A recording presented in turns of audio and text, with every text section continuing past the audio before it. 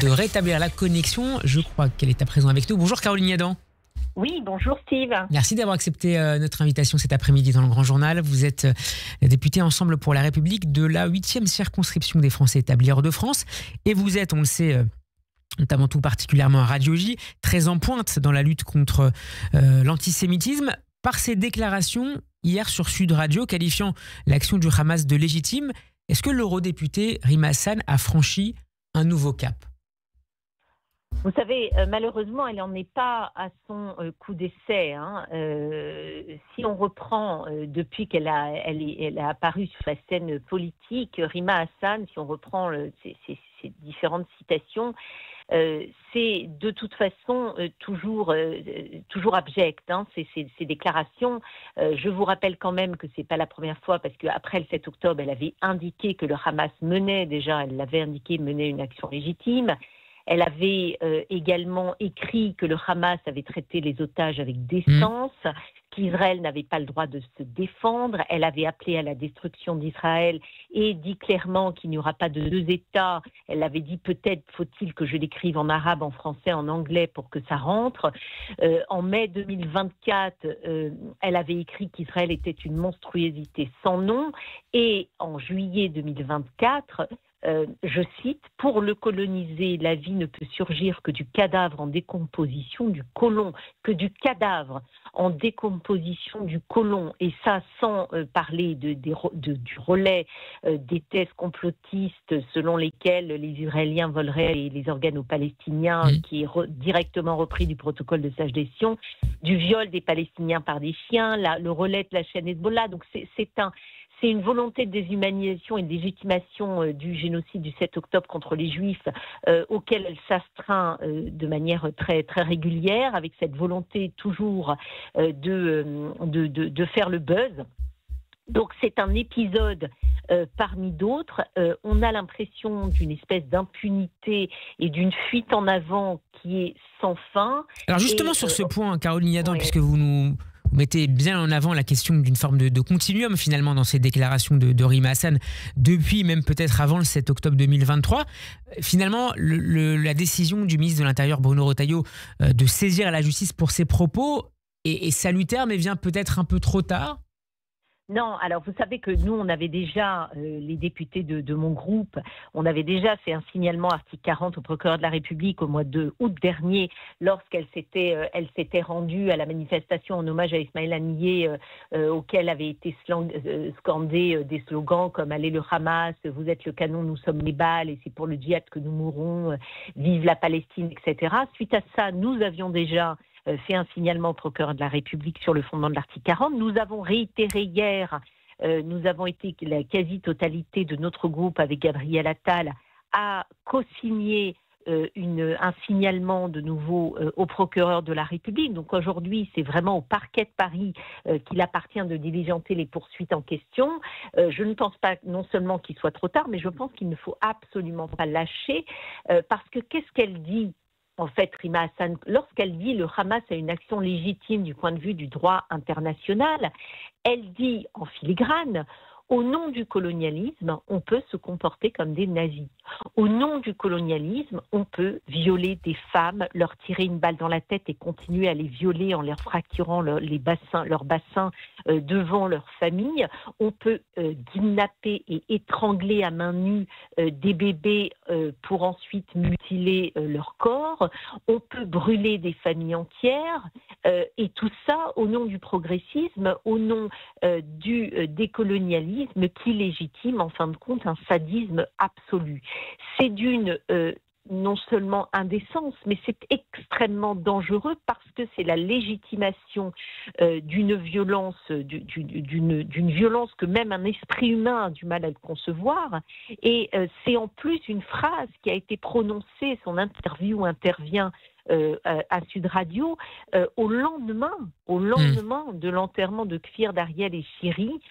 Et donc, ça nous saisit d'effroi parce que ce narratif, cette rhétorique-là, c'est la rhétorique du pire, c'est la rhétorique du Hamas et c'est la rhétorique des nazis qui ne souhaite qu'une chose, c'est l'extermination du peuple juif. Et vous vous inquiétez à long terme, Caroline Yadan, des effets de la radicalisation du discours politique sur le terrain, sur l'effet de ces paroles, sur la situation au Proche-Orient, leur effet sur une éventuelle violence, d'éventuelles radicalisations et des violences en France contre les Juifs?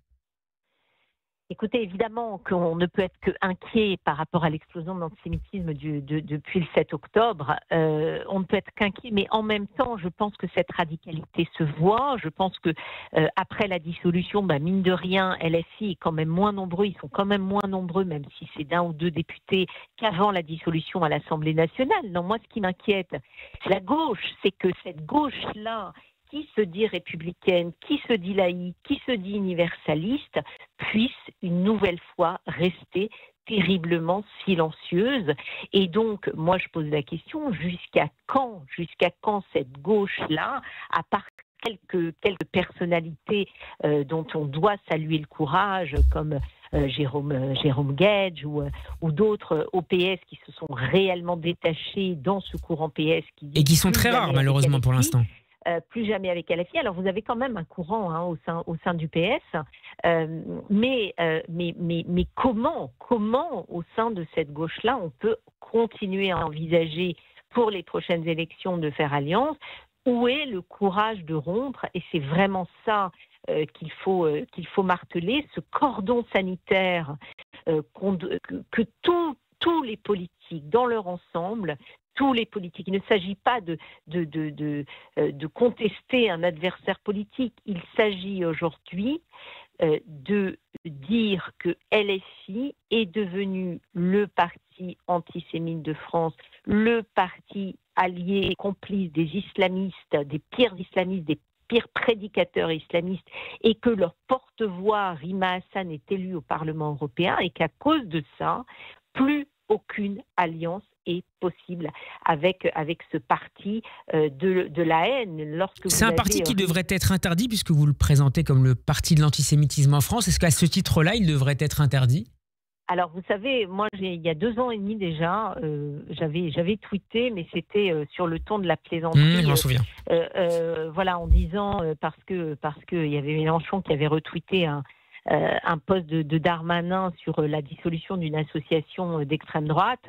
Il avait dit c'est très bien, etc. Et moi j'avais dit à quand la dissolution de LFI quand la dissolution de LFI pour lutter contre l'antisémitisme. Évidemment, tout le monde m'est tombé dessus, mais aujourd'hui, je pense que c'est une vraie question. Et je pense que nous allons, à un moment donné, devoir nous la poser, parce que ce parti n'a plus rien de républicain, n'a plus... vous savez, quand il y a Rima Hassan, mais aussi David Guiraud, Manon Aubry, Mathilde Panot, ou même Clémence Guettet, qui battent régulièrement le pavé dans les manifestations de haine d'Israël, aux côtés de prédicateurs salafistes, de fichés et d'organisations affiliées à des mouvements terroristes islamistes, quand ils soutiennent en chœur le chef du Hezbollah, appellent à l'intifada dans les rues de Paris, à la destruction de l'État hébreu, porte au nu le déluge d'Al-Aqsa, le nom des massacres du 7 octobre, on se dit que jusqu'à quand ça n'est plus possible, au-delà des propos, de l'entourage, des prises de position qui sont très clairement antisémites, jusqu'où un parti peut-il aller dans l'expression de la haine de l'autre? Donc oui, personnellement, je pense que c'est vraiment une question que l'on doit se poser. Je rappelle, Caroline Yadan, que vous êtes notre invitée cet après-midi sur Radio J, que vous êtes la députée Ensemble pour la République de la 8e circonscription des Français établis hors de France. En cas d'éventuelle condamnation de Rima Hassan pour apologie du terrorisme, de terrorisme, est-ce que vous seriez favorable qu'elle soit déchue de sa nationalité française ? Alors, juridiquement, ce n'est pas possible.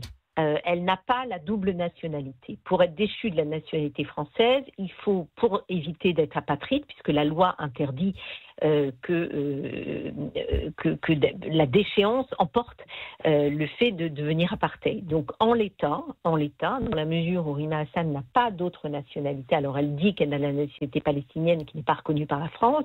Donc bien qu'elle soit née en Syrie. Oui, elle n'a pas apparemment la nationalité syrienne. Alors voilà, moi c'est ce que j'ai lu, peut-être que je me trompe. Si elle a la nationalité syrienne et française, oui, on pourrait envisager cette déchéance-là, mais en l'état juridiquement, ça ne me paraît pas possible.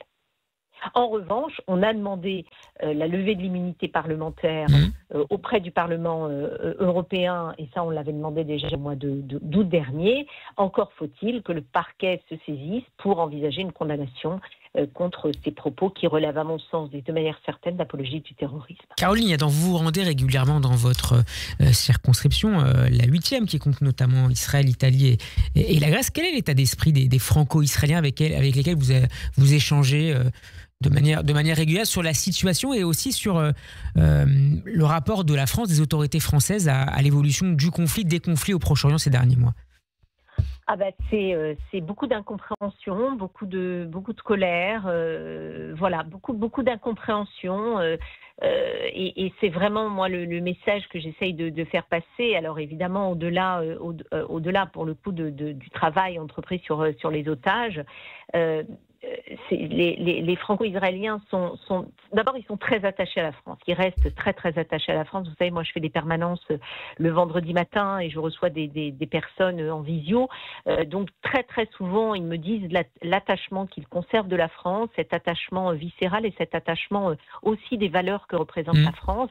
Ils sont inquiets, évidemment, par la montée de l'antisémitisme. Et ils sont inquiets par la voix que porte LFI, évidemment parce que ce qui anime ce parti, ce n'est certainement pas la création d'un État palestinien, parce que le Hamas ne veut pas d'État palestinien, c'est même un sacrilège. Il veut juste instaurer un califat islamique, donc c'est certainement pas les droits humains qui animent LFI aussi, puisque le Hamas maltraite sa population civile, s'en sert comme bouclier, lapide les femmes et pend les homosexuels. En fait, il y avait l'espoir de l'établissement d'un front commun contre le terrorisme entre la France et Israël et les pays européens. Mais évidemment, parce que ce qui anime le Hamas aujourd'hui, c'est une idéologie.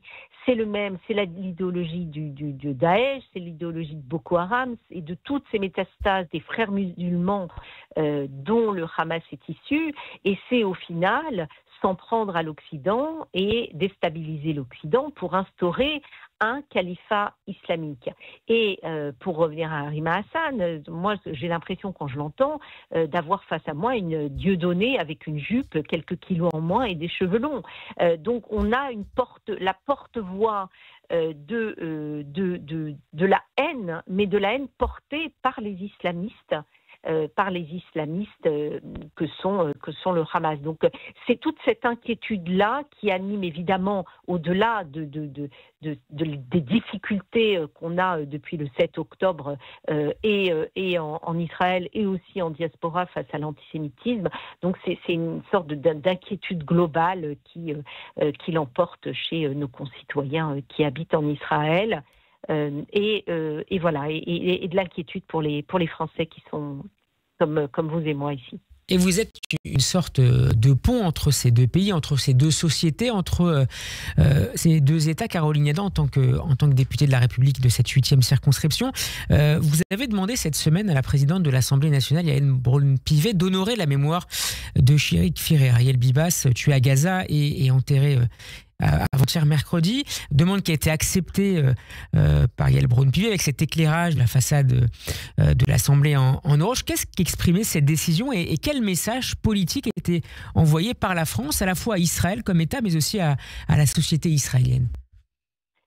Alors, en fait, j'ai pris deux initiatives. J'ai d'abord écrit à Anne Hidalgo pour lui demander de donner le nom de la famille Bibas à un lieu public parisien pour lui rappeler qu'en fait, le terrorisme qui avait frappé la famille Bibas et qui était le symbole de ce terrorisme du 7 octobre, c'était en réalité le même qui avait endeuillé Paris lors des attentats en 2015. Et je lui ai rappelé que notre humanité et notre sentiment de nécessité de justice devait sans doute passer par un hommage de la sorte. Donc ça a été mon courrier à Anne Hidalgo. J'attends qu'elle me réponde. Entre-temps, elle a éliminé la mairie de Paris, l'hôtel de ville. Et puis, parallèlement, évidemment, je me suis rapprochée de Yael Braun-Pivet parce que vous n'ignorez pas que Yael Braun-Pivet, depuis que j'ai mené l'opération de parrainage des otages à l'Assemblée nationale après le 7 octobre qui a réuni 240 parlementaires, députés européens, sénateurs pour tous les otages. Eh bien, Yael Braun-Pivet est très investie dans la cause des otages. Elle a reçu à de très nombreuses reprises, on a reçu les familles des otages et on avait reçu, il n'y a pas longtemps, la famille d'Ouadi Aloumi. Et on avait reçu son épouse. La dépouille a été remise hier. Sa sœur, absolument, et ses enfants. Et je peux vous dire, quand on a vu le regard des enfants qui étaient à l'Assemblée nationale, et cette souffrance, mais palpable, on est bouleversé, on a le cœur déchiré. Donc, vraiment, je n'ai pas eu besoin de convaincre Yael Braun-Pivet que c'était nécessaire d'allumer en hommage à Kfir Bibas, à Ariel et à Chiri l'Assemblée nationale en orange. Voilà, c'est une idée qu'elle aurait pu avoir et c'est comme ça que ça a été fait. Il est vrai qu'on se concentre beaucoup sur les actions et les déclarations de l'exécutif, notamment celles du président de la République, sur lesquelles d'ailleurs vous avez pu réagir ces derniers mois, parfois avec une certaine virulence, et on met moins en avant peut-être le travail et l'action des parlementaires pour rapprocher les deux sociétés.